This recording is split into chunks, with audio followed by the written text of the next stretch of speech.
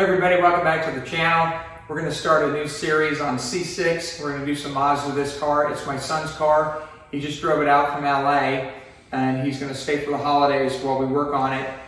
We just got it up on the lift. One of the things we were going to do in the beginning was fix the front air dams and the air brake, or the front brake cooling ducts, and put the vet lights, C7 inspired new headlamps in there. And the first thing we noticed when we got it up on the lift is the radiator core supports were broken. So before we can do anything, we're going to go ahead and disassemble the front end.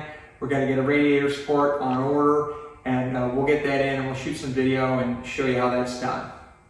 Okay, so we've been working about an hour. We got the front fascia off. It wasn't too difficult. There's YouTube videos on how to do that. Just a lot of screws and a lot of push pins, especially in the inner fender wells. We took the front quarter inner fender wells out. It was just easier because of all the work we're going to end up doing anyway.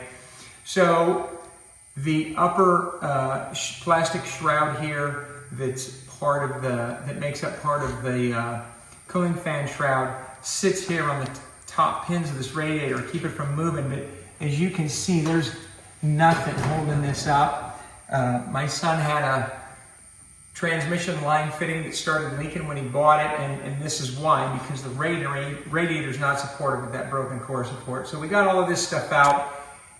We got to order a new shroud because it was cracked. We got to put a K&N filter in it anyway, and we'll get the car up in the air and I'll show you what we did underneath. Okay, so this is the driver's side, and look, this is cracked right here. So we didn't even know the driver's side was cracked. We thought it was just the passenger side. So there was literally nothing holding the radiator, the AC condenser, trans cooler. There's nothing holding this in here but the bottom of the front fascia, just plastic and push pins. So come on over here and, well, look right here. You can even see where the weight of it has bent this tab down that holds the bottom of the fascia. Come on over to the passenger side. I'll show you the good stuff. This is what it looks like. It's snapped this support rod. These are just this is just tack welded. This is aluminum, by the way. This is just tack welded. Well, I mean, it's a decent bead, but it could have been better. You know, I'm sure the aftermarket core supports are probably built stronger, but this is what you're dealing with. So what we're going to do now is find a way to support the radiator to get this support bracket off, so that we don't have to drain everything and pull stuff out of here. All right, well, we got our radiator core support off, and as you can see here, it's pretty well destroyed. And this is the front bracket where the horns go. Here's your rear bracket. Snapped off this diagonal support. I mean, this is just cast aluminum. It's pretty much garbage. I mean, it's a good part as long as you stop running in parking blocks or slamming the front end of your car on driveways that are not Corvette friendly. You know, I had a 2007 C6 and mine was fine. But so this is where we're at. We got to order parts. We'll get the radiator put back in the car with all its new stuff, and then we'll get started on the accessories, and we'll show you guys some of the neat things we're going to do to my son's C6. Okay, we got the radiator core support replacement for Rex's car. There's a few things you need to know. It does not come with the rib nuts that are inserted. These are the factory GM rib nuts. They're 6mm. You have 3 in the front where your fascia and your air dam bolt to. This one's on the side, and this one is for the horns. So not to panic, you can go online, Amazon. This is a rib nut tool. It uses the threaded inserts. It's not a brand name.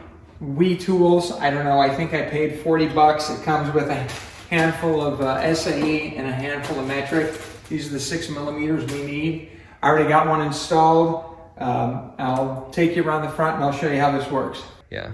Okay, so you can see here where GM, they punch out hexagonal holes. This was the third one right here, and then there's one over here where we're going to have to take this off and put a rib nut in there to hold the horns.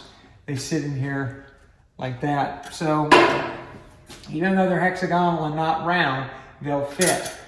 So It's basically like a rivet gun. You're going to screw that onto the tip with the arms open all the way. You're going to put it in the hole, and you're going to squeeze the arms and open it up, and you're going to turn your knob to tighten it down again because it's loose. We're going to squeeze the arms again, and we're going to tighten the knob down again. I did the last one 3 times. So I'm going to do this one 3 times. You have to be careful, especially in aluminum like this. You keep popping this and you'll destroy something. It's not like a conventional rivet gun where the shaft snaps. So you unscrew your arbor, and there you go. So we'll do that a couple more times. These are the factory bolts, and that'll work just perfect. Okay. We got the new upper core support in. This plastic piece right here actually serves as 2 functions. There's 3 tabs in the middle. The big center tab keeps the radiator from leaning back. The 2 outer tabs go behind the fan shroud to hold the fan shroud up. 2 10mm bolts on each side. And now we're going to go ahead and get the air filter assembly in. There's the K&N filter that I showed you earlier. We'll go ahead and get this installed, wrap this up, and move to the front end. So we got the lower support on and the upper support on, and in doing this we found out the whole bottom end of the cart was trashed. So these are your front air brake intake ducts here. One of these was completely tore off and missing. You can see here the bottom of the fascia where this thing's been dragging. Here you can see here's the new support. They're not painted.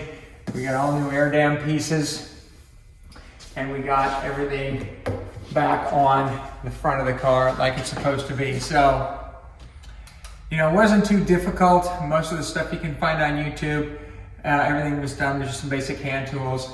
We did find out that the center air dam and the upper core support are special order pieces. I think we waited, I don't know, 2.5 weeks for those to come in.